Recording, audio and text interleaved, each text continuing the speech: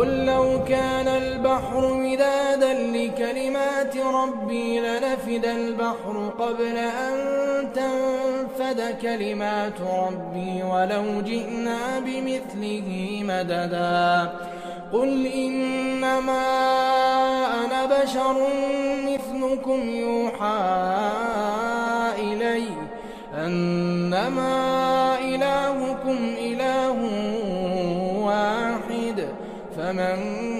كان يرجو لقاء ربه فليعمل عملا